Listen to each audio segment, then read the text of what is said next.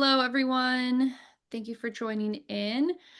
I'll introduce myself first. My name's Jackie Hackett, owner and dietitian of Hackett Health.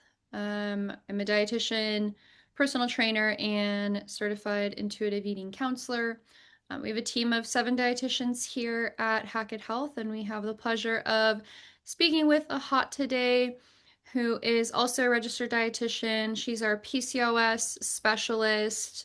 She has her master's in nutrition, and she believes food should be a powerful tool for healing, not a source of stress or fear. And in addition to PCOS, she specializes in gut health, which goes very hand in hand with PCOS, and we'll be talking about today.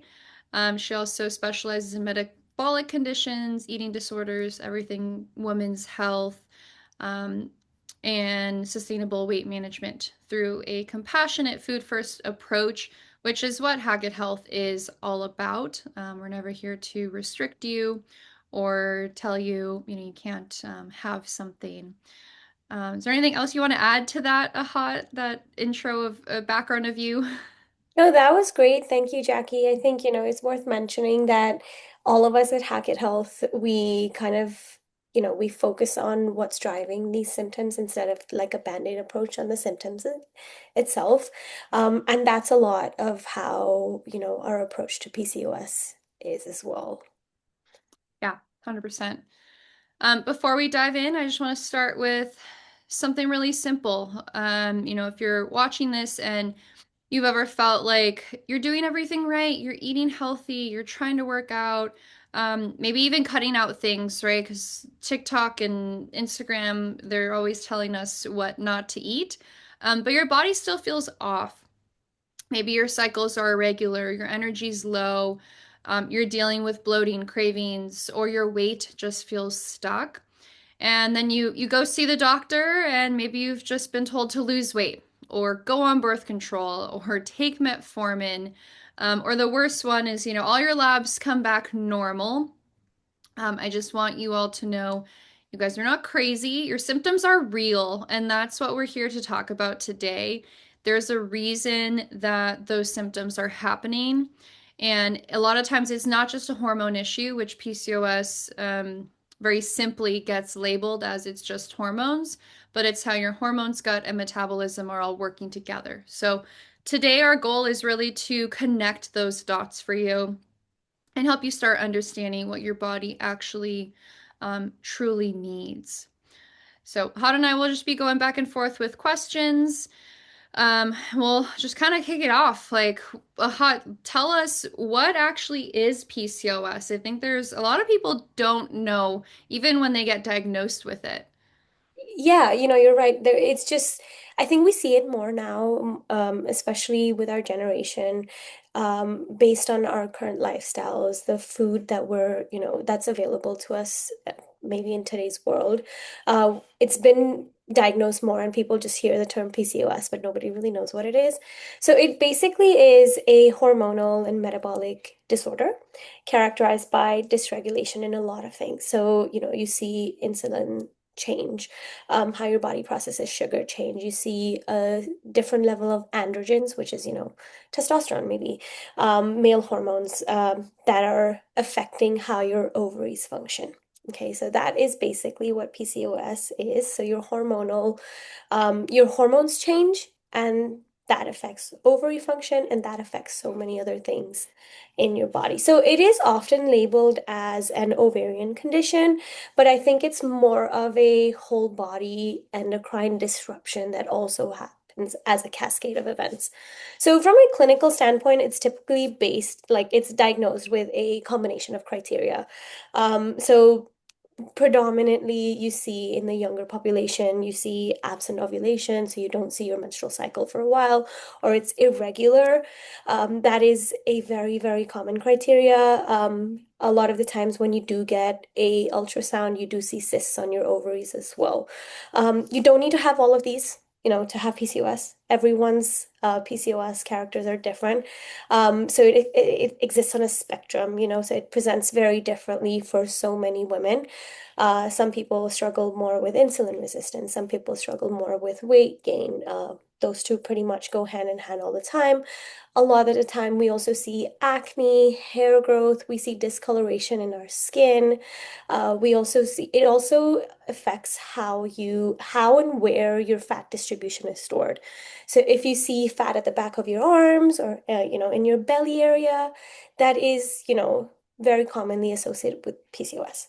So it's, in a nutshell, it is hormonal imbalances affecting your ovaries and affecting, a whole lot of other important metabolic, functions in your body.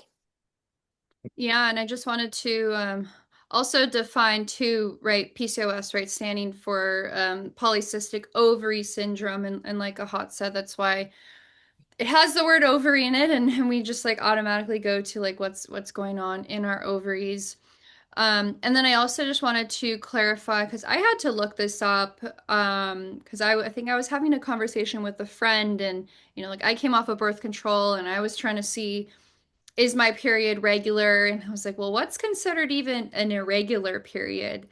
Um, and so for those of you watching, right, if you're not sure, it's your cycle. A typical cycle can really range anywhere from 21 to 35 days, from month to month. But if you are skipping your period, right, if you're not getting it every month, if you have cycles shorter than 21 days or longer than 35 days, or excessive bleeding, right? I've had some clients who are like, I've had my period for 2 weeks straight.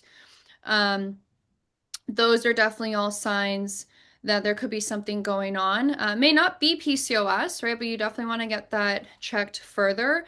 Or bleeding intensity, right? Like your flow is a lot heavier. You're soaking through a pad tampon like every hour, 2 hours, or spotting, right? So like there's a lot of examples of definition, I guess, criteria for irregular period. But just knowing, figuring out, and getting in touch, like tracking your cycle can be really helpful. Like my Aura Ring does it for me, but there's plenty of apps. The Flow app is great to just start paying attention because a lot of people are saying now that our cycle is our fifth vital sign, so we can learn a lot about that. So just wanted to add that there. Why is it a hot that you feel like so many women with PCOS they feel stuck? They feel like, well, okay, now I'm diagnosed with this, but nothing is working. What advice do you have there? So sometimes I think, and this can be a little bit of an overgeneralization, but I think it applies to a lot of the people I've seen. I think a lot of the clients that I've worked in come in feeling stuck because they've tried too many different things.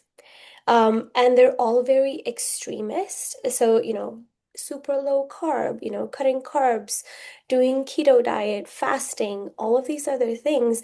And all of these approaches may work. There's scientific data around how fasting works for a lot of people, for example. But for someone who has PCOS, it may not necessarily work. So they're doing all of these, scientifically based approaches, but they might be too extreme for them. And they're all very symptom focused instead of, root cause focused. So they're doing all of these, extreme diet, crash diets, and they're moving from one diet to the other, putting a lot of strain on your body. So your body with, when we have PCOS, you're already in a state of stress, right? There's stress, there's inflammation. Your body's going through a lot without you even realizing it. And on top of that, we need to, instead of calming down the stress, all these crash diets are increasing the levels of stress, right? So when you don't eat enough or super low calorie diets, your body's very stressed out because it doesn't have enough nutrition and it's finding it very, very difficult to keep up. So it may work for a short period of time, and then you kind of see that plateau phase, and then you end up with maybe a higher weight than before or worse symptoms than before. And that is why, none of these um, crash diets or something very extreme is not working. And I think that's why a lot of the women are feeling stuck. So, chronic undereating, we see these patterns time and time again, chronic undereating, over exercising. So the the amount of calories you need, I've seen, people who come in saying they eat 900 calories. And And they're doing Literally, HIIT workouts and like walking 10,000 steps a day, and they're yep. wondering why they feel like crap. Exactly. And like, you constantly see those people, the first thing they don't do is they don't sleep well. Their body's like constantly in this chronic overdrive. And sometimes, the solution really is very easy to not do too much. You have to take it easy. And it's a hard pill to swallow. It's like I'm doing all of these things and I'm not getting the results I want to see, but maybe we have to do lesser and we have to do more of the right things to kind of, get the benefits of your body rewarding you for calming down a little bit. So I think that's why, people feel very stuck. A lot of the time, clinical care as well, classic clinical care is just, oh, lose weight or oh, go on birth control without, a clear explanation of exactly what is going on in their body. So all of these approaches are not supporting their hormones. They're just doing the very opposite of it, even though it seems like losing weight is the only solution. But they can't lose weight is the problem, right? So it's not that they're not trying hard enough, they're trying too hard. And that's the problem. I know. I feel like it sounds so counterintuitive. I Like you're know. trying too hard, actually. I've told people that and they're like, okay, like what is the solution then? Do less. Um, yeah, so a lot of the things you mentioned that people are just told like, oh, you have PCOS, and really there's not. And I also wanted to iterate before I say that is every person's approach of like do less is going to look different. Maybe do less is, yeah, you could still do 2 days of strength training and get your steps in. But you're also, eating XYZ diet that we figure out for you. So it's always going to be individualized because of our genetics, our lifestyle, our environment, and what we have access to, of course. But I feel like the recommendations given by conventional medicine, right? Western medicine is, like you said, just to take birth control. What are some of the other like? What's the typical kind of textbook approach that we see from the conventional side, and then we can get into more like root cause and our approach that we recommend. So typically when you've been diagnosed with PCOS, a lot of the times you're already struggling to lose weight. Okay, and maybe either you're overweight or you're not. But a lot of the times if you're experiencing irregular cycles, they put you on birth control to get your cycles back. Or to regulate them in general and reduce those, high testosterone levels, which is why you're not having a regular cycle. Um, we do also see insulin resistance. We can talk about that, in a little bit. But a lot of the times, PCOS almost all the time now coexists with insulin resistance. Insulin resistance can cause PCOS. PCOS can cause, insulin resistance. It's kind of a two-way street. But so if you are someone who already has that blood sugar dysregulation and, insulin resistance, a lot of the times metformin is prescribed. So for those of you who don't know, metformin is typically a drug prescribed for type 2 diabetics to kind of balance your blood sugar out. So it's the same approach that they use there that, we want to balance your blood sugar out as well using metformin. So it's classically, that is the classic conventional approach to PCOS. And, that's not to say that they don't have a place. They definitely have a space, in them. But I think they're still just not really solving everything else that's going in your body, you know? Yeah, it's short term could help. Like I mean, I have a lot of clients that say like I felt good at first and then it stopped working. But then also not to mention all the side effects that we can get from birth control and from metformin, like impacting our gut. I mean, a lot of people have loose stool or even diarrhea from some of these medications. So it's like, well, which symptom do you want to kind of deal with, or GLP-1s being thrown at everyone as well. Like, oh, you can't lose weight. Well, here's a GLP-1 when no, like there's an underlying reason why you can't lose weight. So let's uncover that. Yeah, absolutely. And I think it's also um, we're not really asking conventionally, and in the past we didn't have enough data now we're seeing more PCOS. We have more, real life experiences, what work, what doesn't work, and which we can actually use in practice.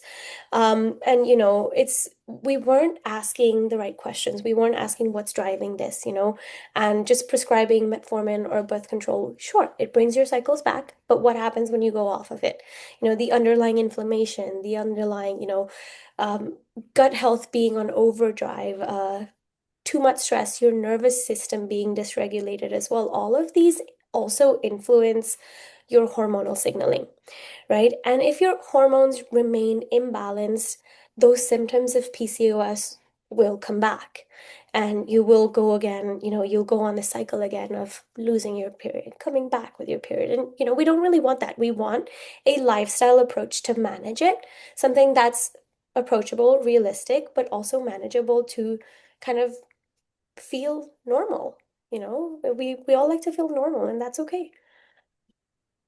Yeah, I think digging deeper and, like you said, asking those questions and when I do an initial, not even initial appointment, but just discovery call with someone, like we're spending an hour of time digging deep. Like I'm asking about their childhood and trauma and their, are they regulating their nervous system?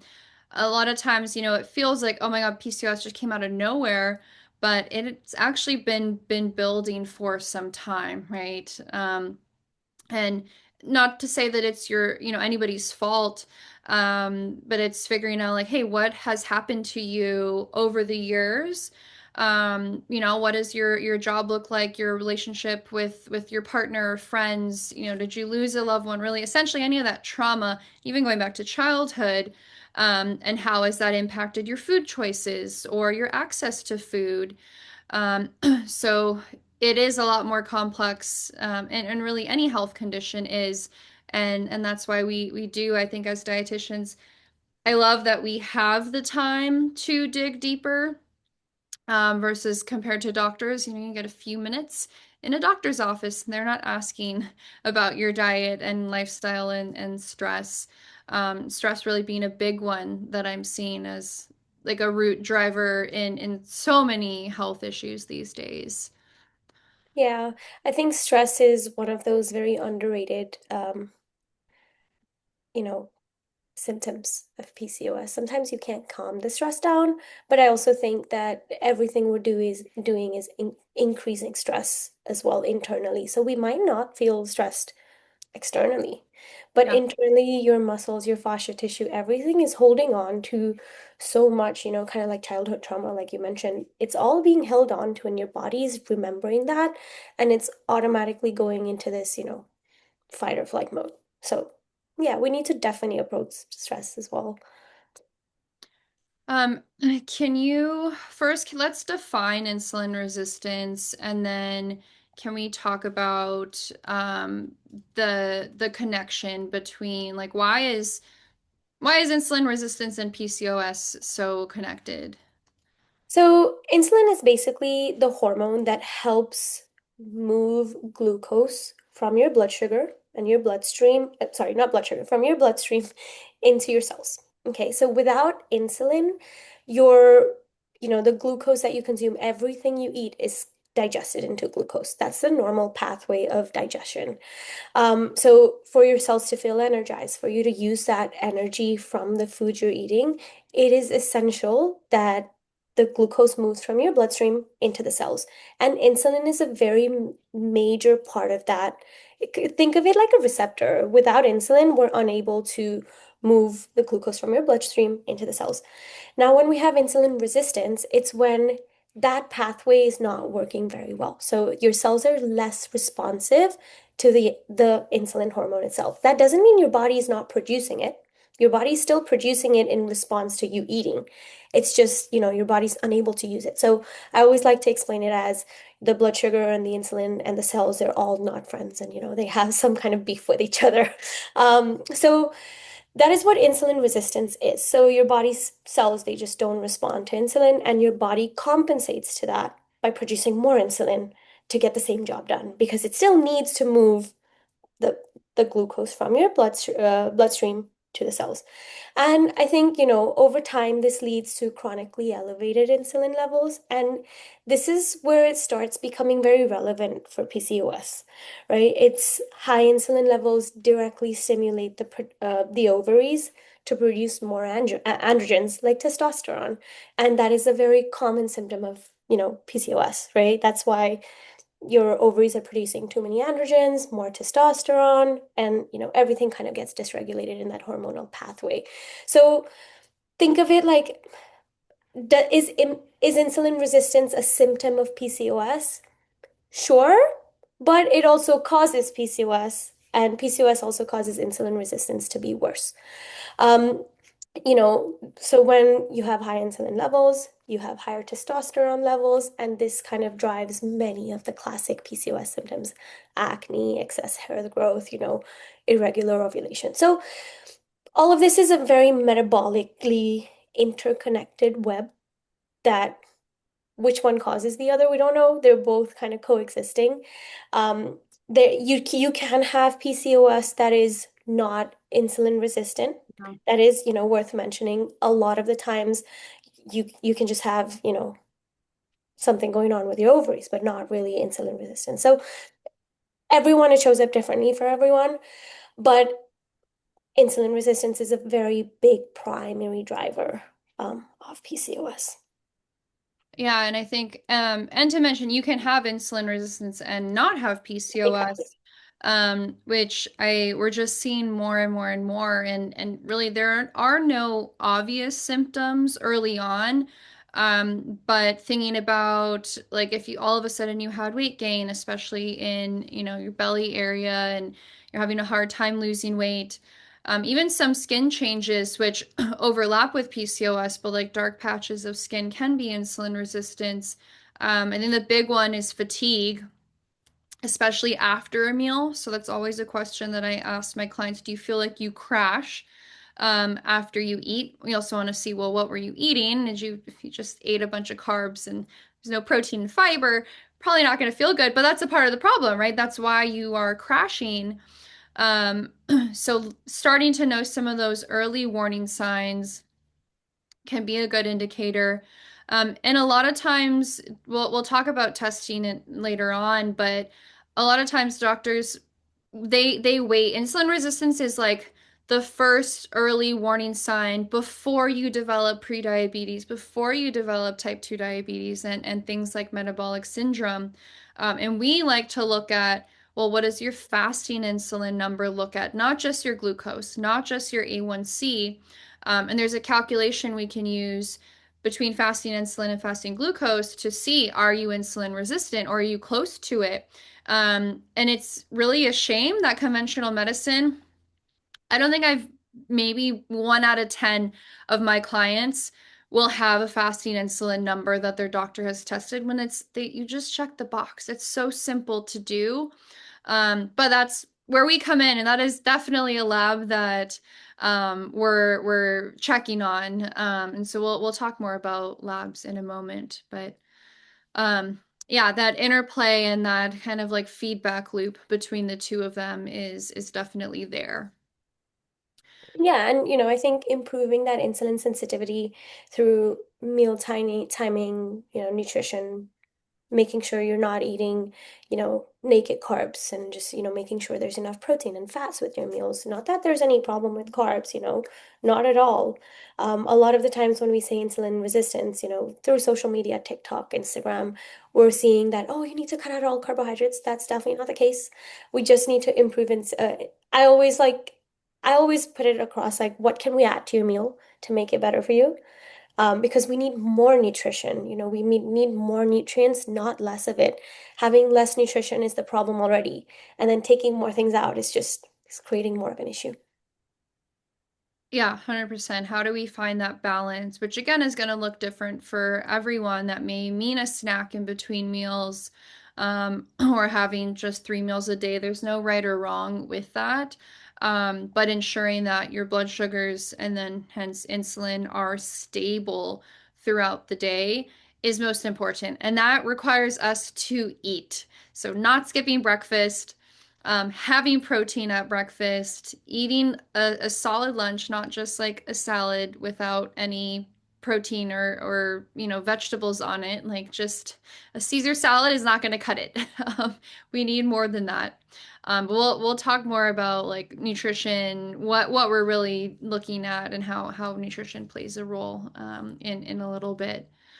But besides, so there's insulin resistance and PCOS. And then there's this huge connection between our gut and gut health. And we could spend hours diving deep into gut health, and that is also a specialty of ours. But we'll try to simplify it. Where does gut health really come into play with PCOS? Because I think this is definitely a missed piece that's not being talked about. We're talking about it, and that's why we're here today. But how is that connected? So, I think you're right. It's very often overlooked. You do often see the symptoms at the same time, but a lot of the time we don't connect the dots, right? And I think the gut plays a very important role in hormone metabolism itself. So, how hormones like estrogen are processed and cleared from the body. Now, if your digestive system and your gut cannot do that effectively, you're left with high levels of estrogen, right? Leading to estrogen dominance. Now, there's also a connection between your gut health and systemic inflammation, right? So, inflammation can worsen insulin resistance, how you feel, and also normal hormone signaling. Now, if we remember from, our conversation a little bit ago, everything that PCOS is based on is on hormonal dysregulation. So if your digestive system is not doing its part in clearing the hormones and reducing inflammation so your hormones can be, you know, at a stable neutral level, that is a pretty big part that we need to address. So, a lot of times we see people who do have any kind, it doesn't have to be PCOS, but any kind of hormonal condition, endometriosis as an example, they're almost always having symptoms like bloating, irregular digestion, constipation, and or diarrhea. Some we'll have so many times people tell us that, oh, I was diagnosed with PCOS 10 years ago. And when we ask them about their bowel movements, they're kind of telling us, oh, for me, it's normal to go once or twice a week. And that's actually considered not normal, but Yeah, they've been going through that for they 10 years. normalized it. Yeah. Exactly. And, we see those happen at the same time. So your digestive system is definitely struggling in doing its part. So addressing gut health, reducing inflammation in your digestive system, helping it to work better, almost always improves symptoms of PCOS. So it is definitely a missed piece. Yeah, 100%. And just to kind of explain a little bit more like how the gut so yes, it's metabolizing ex helping excrete hormones. Hormones are made they have to go through the gut. Um but gut health and PCOS are so connected because what we are seeing now is a lot of women with PCOS, they have lower gut bacterial diversity. Right. So if we oversimplify it, there's good bacteria and there's bad bacteria, but they have a higher ratio of those like pro-inflammatory bacteria, which again, like chicken or the egg. But I think personally that like the gut dysbiosis started first, which led to things like leaky gut, where that is a real thing. Like our gut lining, if you think of it as like a wall, it starts to become weak and it can allow things like endotoxins go into the bloodstream, which that is what is driving systemic inflammation, which that can actually drive the insulin resistance. So like if we're thinking about like root cause, root cause, root cause, I wholeheartedly believe like the gut is kind of the driver for a lot of these things. And so then all those inflammatory markers start to increase, right? We see that inflammation, which drives the insulin resistance more. And then that chronic low grade inflammation, like a hot said, is what's producing more of the androgens. And then it's just this like cycle and this feedback loop. So again, we'll talk about nutrition in a moment, but um, in order to improve gut dysbiosis, we have to eat more fiber, which then feed there's things called short chain fatty acids, but essentially just think of them as there's these bacteria that create these components that help strengthen the gut lining and are going to help regulate our metabolic health overall. So I find it so fascinating that like how it's all connected. And I started out in gut health, and then only more recently, like maybe past 8, 9 months, I got really interested in PCOS and just seeing like the connection between all of it and just women's hormones in general is so interesting. Yeah, especially when we, see a gut health test when we do the testing. Um, we see a lot of the times, one that always sticks out to me with a PCOS client is estrogen, right? And it's almost always like it's not doing its job to clear estrogen. And that makes so much sense because, you know, your body has high levels of estrogen and, everything's kind of not well balanced. So I think addressing gut health, reducing inflammation, repairing that lining of your digestive system because it's struggling to digest food. You're that's why you're feeling bloated. You're struggling to also absorb the nutrition from that food. Yeah. And if you're not absorbing the nutrition, there's no point of you eating that food because you're Yeah. eating the food to get the nutrients from it. But if you're not getting the nutrients, then there's no, we're not saying there's no point. We still want to eat healthy. Yeah. But we want to make sure that all that, right, as a hot said at the beginning, all the things that you're doing, are they actually working in the way that we hope them to? And that's why we do a lot of these deeper tests.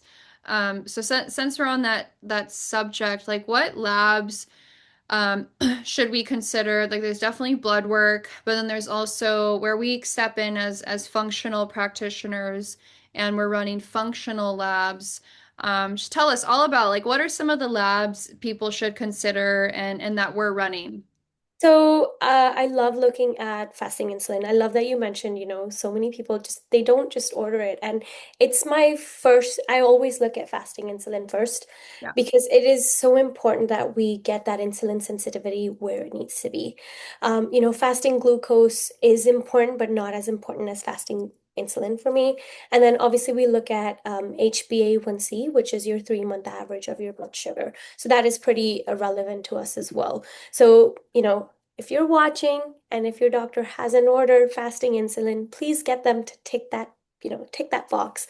I myself have to always ask them to, can you add it? Can you add it? So, you have to make sure that's being tested.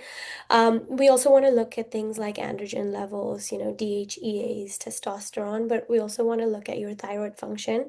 And then, depending on where you are, most likely, yes, gut health markers. Because when you look at your gut health markers, whether you have PCOS, whether you don't have PCOS, whether it's, very newly diagnosed and just starting off, kind of addressing that gut health marker, like you kind of said, Jackie, addressing that gut health first is almost always beneficial to prevent, all of your hormonal disruptions from progressing.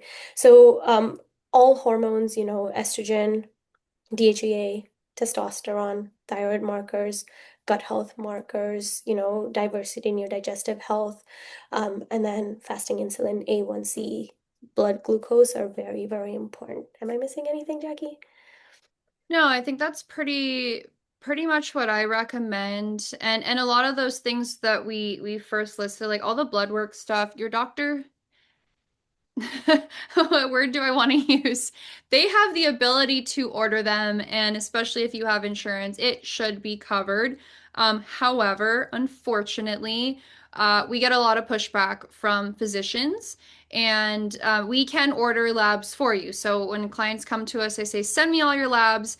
If we see that those things are missing, I'm just going to put in an order for you, and you can go to like a local LabCorp, LabQuest, or LabCorp or Quest Diagnostic, mixing those up, local lab to get blood work done.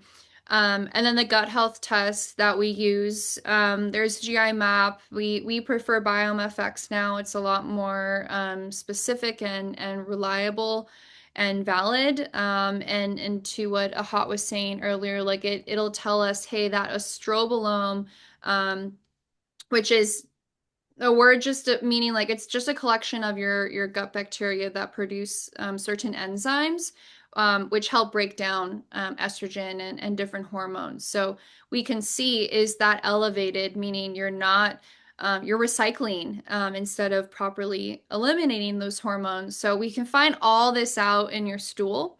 I know it's kind of gross, but we talk about poop all day long, and we can learn a lot from that stool sample, looking at so much more than just the hormones. But do you have overgrowth? Do you have inflammatory? Are you missing those key beneficial bacteria to help strengthen your gut lining, which is going to benefit you in so many other ways? And there's a lot more to it, but again, we could talk about gut health for a really long time. But those are the main ones that we start with.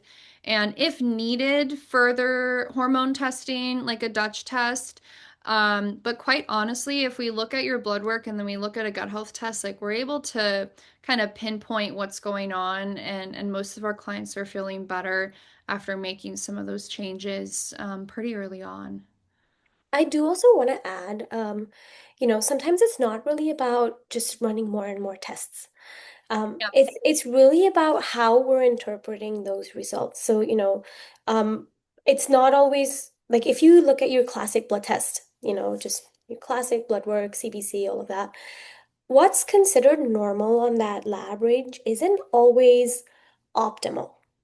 Right? And that's worth putting out there. It's considered normal, but for optimal, to improve everything you are looking to improve, is it really optimal? So, coming back to fasting insulin, just as a brief, because we love using that.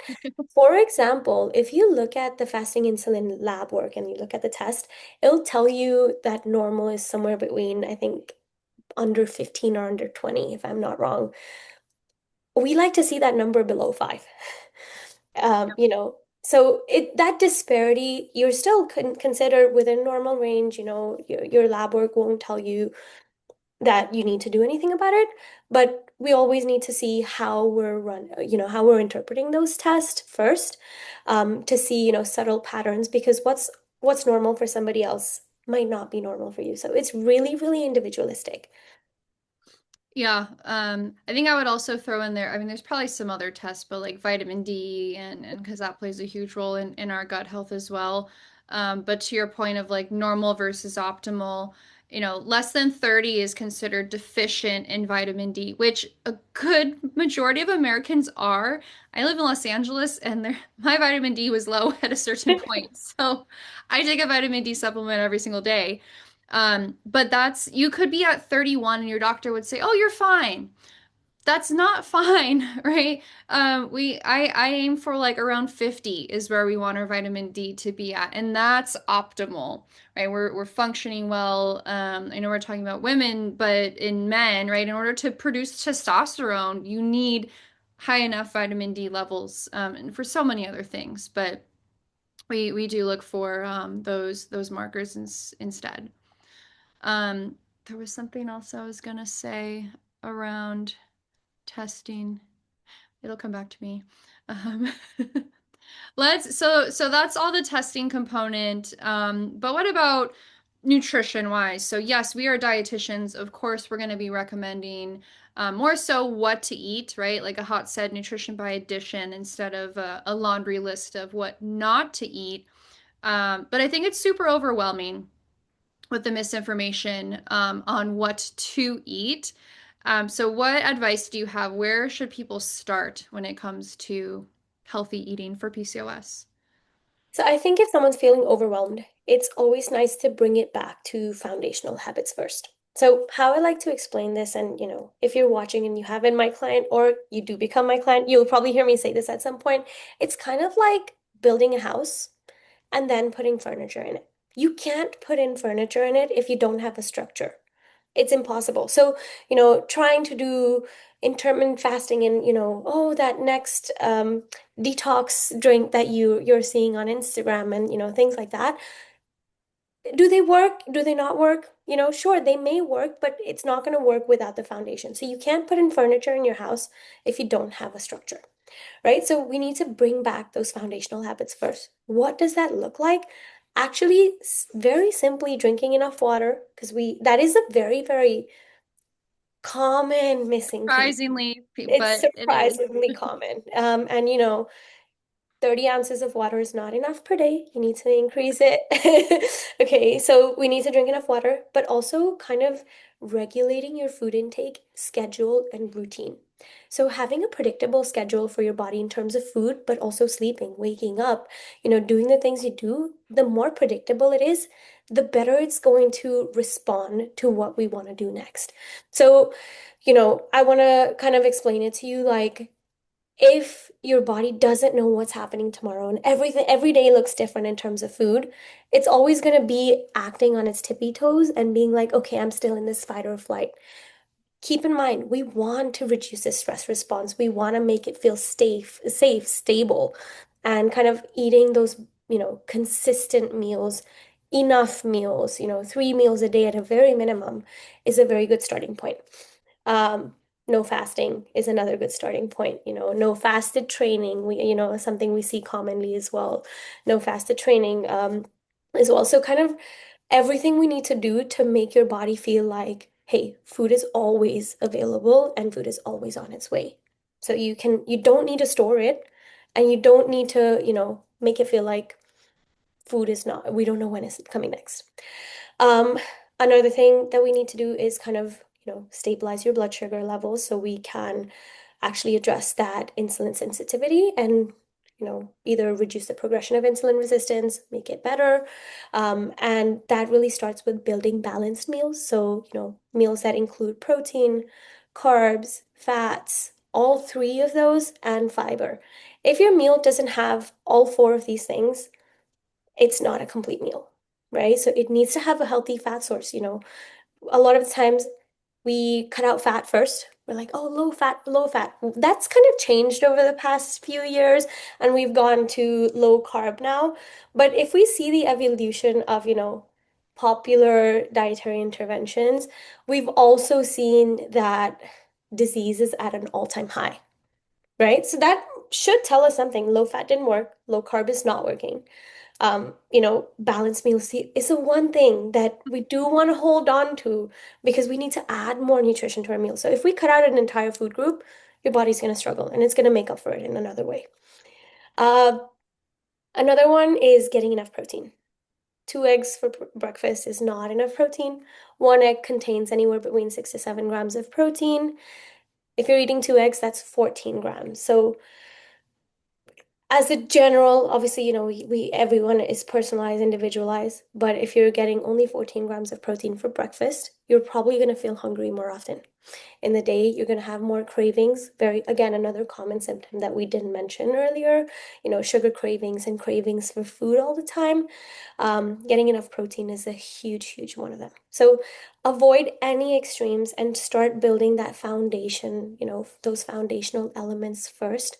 And then, you can always add in more things that, those popular detox drinks and smoothies are not going anywhere. You can always use them at some point. It's just we need to have a foundation first. Yeah, I know sometimes it sounds so simple, like overly simplified, like okay, I just eat protein, carb, and fat. But it really is. And then there's nuance within it, of course. Every person is going to be a little bit different. Maybe your macros will look a little bit different person to person, and also like how you feel. Maybe one person needs a little bit higher carb versus someone else does not. But we still need all those main components. I think the biggest takeaway, or just what I want to reiterate of what Ahat said, is the routine. And we can't state that enough and I know it's hard. I know we all live busy lives and we have kids and jobs and extracurriculars. Um, but going to sleep and waking up at the same time, like go for a walk at the same time after your meal. I mean, even that, right? Just a 10-minute walk after dinner can help significantly with your blood sugar stabilization. But it's these little habits that we can add in and create over time. If you try to do all of them at once, it's going to be overwhelming. But just pick one thing and try to do that. But routine. How can you get to bed and wake up roughly at the same time, eat roughly, give or take at the same time? You will feel if you just even regulate that for a couple weeks, you're going to feel significantly better overall. Yeah, and I don't mean to say that it's managing PCOS through nutrition is as easy as, eating a balanced meal. Not at all. There's a lot more components to it than we think, and we need to eat according to, our body type and what our body can digest at the time as well. We need to be mindful of that. But, it's a good starting point to get to where we want to be. So, eating regular meals, do not skip your meals is the best thing you can do, and then we can always add from there. Yeah, I mean, like you said, it's the foundation, right? Yeah. We can't do all the supplements and the testing and all the things if we don't have our foundation solid first. I think we talked quite a bit about some of the mistakes that we see women making, like doing too much, skipping meals. Is there anything else you want to add before we start to close up that like just common things you see women doing? Yeah, I think, we've mentioned most of them. I think skipping meals, under eating, very low calorie diets is not going to work because remember that your body needs fat to produce hormones. It cannot produce hormones without dietary fat, right? It finds it very hard to do so, and it's putting a lot of stress on it, right? So skipping meals, eating very low fat, eating very low carb, under eating altogether, but also overdoing it on like high intensity exercise can increase a lot of stress. So I think that's one of them. And I think also remembering that what you see on social media does not make it generic advice without, it's no personalization. So it's very individual for PCOS. What works for somebody may not work for you. And that doesn't automatically mean just because it's worked for this, person on Instagram, it's going to work for me. It might not. And, that's where a lot of frustration comes in. We need to just take it back to square one and really question everything we see before trying it on ourselves. Yeah, 100%. I know we keep mentioning personalization and individualized care, but each and every one of us, we have different genetic sequencing, different lifestyle, different life events that have happened to us. So it's not going to be a cookie cutter program. So if someone is trying to sell you something that is a cookie cutter program, I mean you can do spend your money where you want, but it's only going to get you so far because they're not taking into account all of those things. So we do specialize in women with PCOS, as well as gut health issues, and other hormone imbalances. So if this talk resonated with you and you feel like you do need more of that individualized one-on-one support, just someone to talk to through all of these things. We are accepting new clients. You can follow us on Instagram at Hackett Health. You can send me a message there. Let us know you watch this, and we can get you on a call to really dive deep and see what's going on. And this is exactly the work that we do with our clients, right? Because your symptoms are not random. There's a deeper connection between your gut, your hormones, your metabolism, and we help piece all of those things together and simplify it for you. And we give you a direct plan, direct, clear action steps of where to go next, and to leave you so you're not guessing and just trying random things over and over again. So we would love to support you. Happy to answer any further questions. Is there anything else you want to add, Ahat? Not really. I think we've covered a lot of things just to give people a better understanding. But, just have respect for your body and, understand that it's going through a lot and, avoid stressing it out further. Easier said than done, I Easier said, know, for sure. but take a breath, right? Do something good for yourself today. Prioritize you. and your health, because our health is all that we have, right? To keep going. In order to take care of other people, our health has to be good first. So yeah, we're so happy to have you guys here today. Again, I'm Jackie. This is a hot. We're with Hackett Health, and yeah, we will see you next time. Bye.